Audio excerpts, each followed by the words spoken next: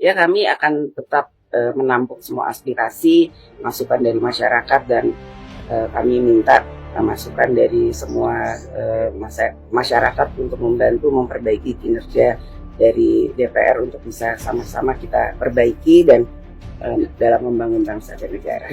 Sekarang kalian mengatakan bahwa kita akan mendengarkan aspirasi dari masyarakat. Kita akan melaksanakan aspirasi dari masyarakat tanpa menjelaskan aspirasi apa yang kalian maksud, aspirasi apa yang kalian dengar dari masyarakat. Sudah terlalu banyak kata-kata kosong, janji-janji kosong yang dilemparkan kepada kita semua dan tidak ditepati. Tapi kali ini kita menuntut kalian untuk punya akuntabilitas, untuk bertanggung jawab dengan kata-kata kalian bahwa kalian akan melakukan aspirasi dari masyarakat. Bagaimana anggota parlemen yang berjumlah 580 orang dibayar dari pajak masyarakat itu tidak berhasil mendengarkan aspirasi masyarakat, sementara gerakan-gerakan di sosial media yang tidak dibayar oleh siapapun yang terjadi secara sukarela bisa mencapai pergerakan yang seperti ini. Harusnya kalian semua merasa malu dengan apa yang terjadi di situasi Indonesia saat ini. Akan kita perjelas apa tuntutan kita. Kita mau kalian bertanggung jawab dan bertingkah sesuai dengan apa yang kalian janjikan. Kali ini kalian tidak bisa lari dan tidak bisa berkilah lagi, karena aspirasinya sudah sangat jelas dari masyarakat. Pada sebelum 5 September pukul 23.59, ini adalah 12 hal yang kita tuntut dari kalian kalau memang kalian mau menunjukkan bahwa kalian masih berpihak kepada masyarakat. Pertama, sahkan rancangan undang-undang perampasan aset sekarang juga, sebelum 5 September tengah malam.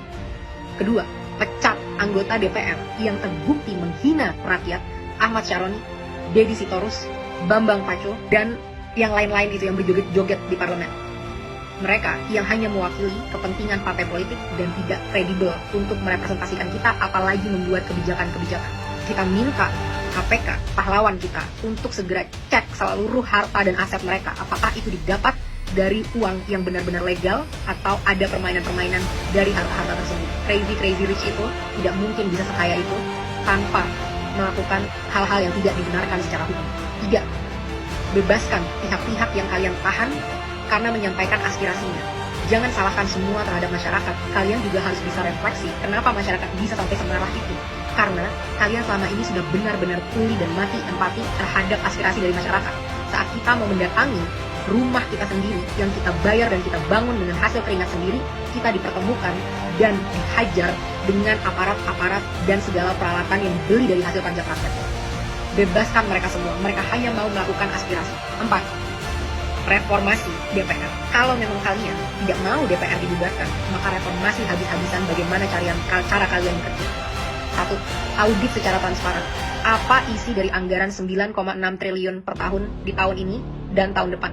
Apa itu? Setiap sennya kita mau tahu dengan jelas. Dan setelahnya, setelah 7 hari, kita mau kalian laporkan penyerapan anggarannya setidaknya setiap bulan kepada rakyat. Kita mau tahu apakah investasi kita itu benar-benar membuktikan dan memberikan kesejahteraan, atau ini semua hanya investasi bodong untuk kepentingan-kepentingan pihak-pihak tertentu. 2. Rampingkan segala anggaran. Tidak ada tunjangan-tunjangan ini, itu, tunjangan beras, dan lain sebagainya. Dan rampingkan jumlah anggota DPR. Bersihkan DPR dari pengkhianat-pengkhianat rakyat. Pengkhianat-pengkhianat bosnya sendiri. Potong semua anggaran yang tidak urgent untuk kesejahteraan masyarakat. Rapat-rapat, kunjungan kerja ke luar negeri, patwal, dan semua itu tidak ada hubungannya dengan kesejahteraan masyarakat. Hentikan budaya gila hormat, karena kalian semua adalah karyawan. Bertingkahlah seperti karyawan. 3. Tolak mantan napi korupsi sebagai anggota DPR ataupun anggota BUMN. Tidak ada lagi penghargaan terhadap pengkhianat bangsa yang merampok kekayaan rakyat. 4. Hapuskan semua perlakuan istimewa yang menciptakan kesenjangan antara rakyat dan parlemen, yang membuat parlemen mati empatinya dan tidak mampu membuat kebijakan yang berpihak kepada rakyat. Contohnya, bayar pajak tidak boleh lagi ditanggung oleh APBN, harus ditanggung oleh individu. Kita tidak mau lagi melihat ada pengawalan khusus terhadap anggota parlemen. Mereka harus bertingkah layaknya masyarakat. Semua hidup kita urgent, apalagi kita yang bayarin gaji kalian dan infrastruktur dan operasional keberlangsungannya negara ini. Kita yang lebih penting dibanding kalian. Transportasi, tidak ada tunjangan mobil, cukup tunjangan untuk naik transportasi umum. 4. Hapuskan pensiunan seumur hidup bagi para anggota-anggota DPR yang masa kerjanya hanya 1 periode. Kita tidak mau lagi membayari mereka sampai akhir hayat kalau memang mereka tidak mau mengabdi dengan tulus kepada masyarakat. Kedepannya, kita mau KPK atau BPK untuk meninjau dan memeriksa harta dari segala anggota DPR, dan kita mau transparansi yang besar-besaran. Semua rapat-rapat, diskusi, kita mau itu ditunjukkan live secara online ke rakyat.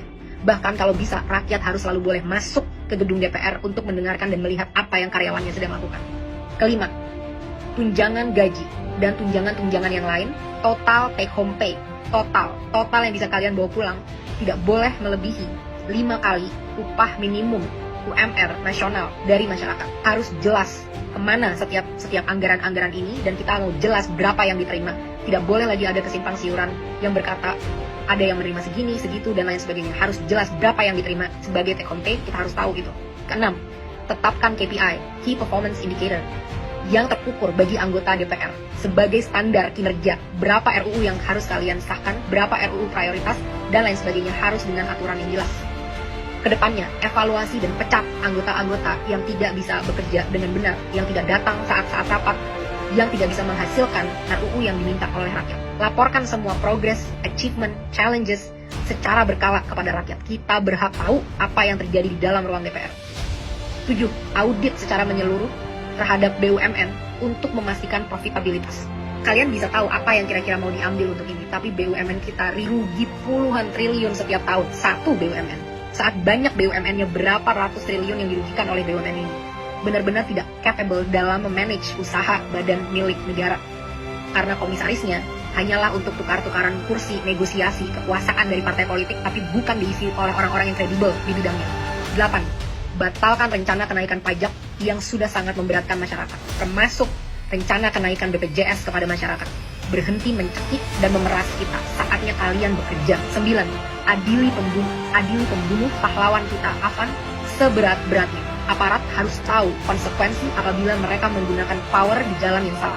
Negara harus menanggung dampak dari semua ini, karena semua ini terjadi karena kegagalan kalian menanggung keluarga dari Afan.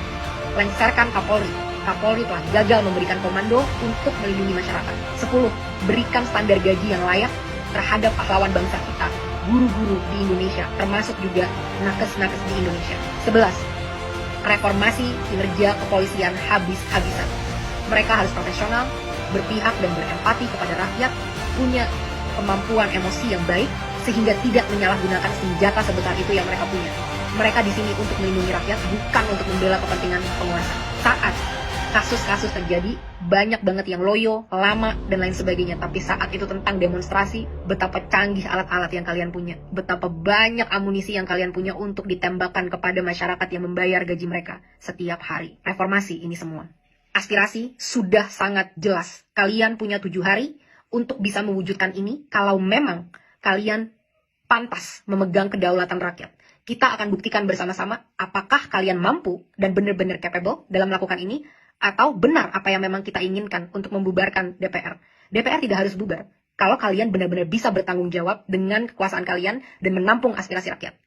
Jangan sampai ada lagi darah-darah dari pahlawan-pahlawan demokrasi kita yang bercerceran di jalan. Jangan sampai ada lagi intimidasi untuk orang tidak bersuara di negaranya sendiri. Hentikan segala intrik-intrik politik yang menjijikan dan busuk ini. Mulai bekerja dari sekarang. Buktikan 7 hari dari sekarang, mampukah kalian bertanggung jawab, pantaskah kalian digaji dari duit masyarakat.